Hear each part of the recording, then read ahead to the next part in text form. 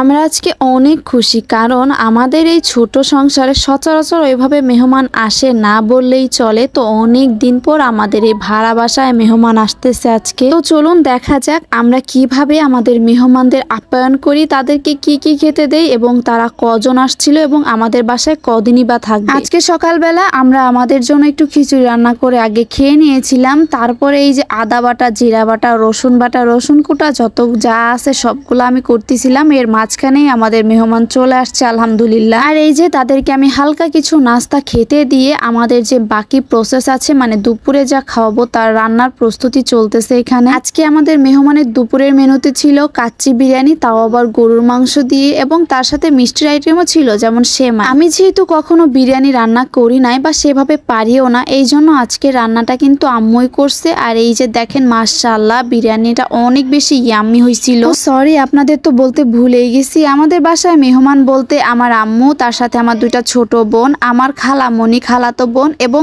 তার মেয়ে অর্থাৎ আমার ভাগ্নি, এরাই ছিল। আমরা সবাই মিলে দুপুরের খাবারটা শেষ করে এখানে বসে বসে গল্প করতেছিলাম, অনেক বেশি মজা করছি। আর এদিকে আমার ছোট বোন, কেন জানি তার মনটা একটু খারাপ হয়েছে আমি জানি না, বাট আমরা অনেক বেশি এনজয় করছি। যতক্ষণ ঘর ভর্তি মেহমান থাকে, চারিদিকে শব্দ আওয়াজ, আমার কাছে কেন জানি এগুলা একটু বেশি ভাল লাগে, কিন্তু যখন এরা চলে যাইতেছিল মনটা কেন যেন খারাপ হয়ে গেছে। আর এদিকে আমার ভাগ্নি তো একদম ঘুমই পড়ে গেছে। ওরা যেহেতু চলে যাচ্ছে, ওদের যাওয়া দেখে তাসনিম অনেক কান্না করছে, তাই আম্মু বললো যে আমাদের সাথে নিয়ে যাই, পরে বাজার থেকে ওর আব্বুর কাছে অর্থাৎ তাসনিমের আব্বুর কাছে পাঠাই দিবে। আমরা ছোট্ট একটা রুম এবং বারান্দা নিয়ে ভাড়া থাকি, আলাদা কোনো গেস্ট আসলে তাদেরকে রাখার মতো ওভাবে জায়গা নাই, যার কারণে ওরা চলে যাইতেছে। আর তা না হলে আমি অবশ্যই একটা দিনের জন্য হইলে ওদেরকে আমার কাছে একটু রাখতাম। বিয়ের পরে শ্বশুর বাড়ি হোক কিংবা ভাড়া বাসায় হোক না কেন, যখন একটা মেয়ের বাপের বাড়ি থেকে কিছু লোক আসে তখন যে কি ভালো লাগা কাজ করে, বিশেষ করে মা আসলে এইটা যে কি অনুভূতি, এইটা আসলে ভাষায় প্রকাশ করার মতো না। যাই হোক ইনশাআল্লাহ আমারও কোনো একদিন ঘর হবে এবং আমার মাকেও আমার কাছে এনে অনেক দিন রাখবো। আমাদের দুপুরে বেঁচে যাওয়া যে কাচ্চি বিরিয়ানিটা ছিল,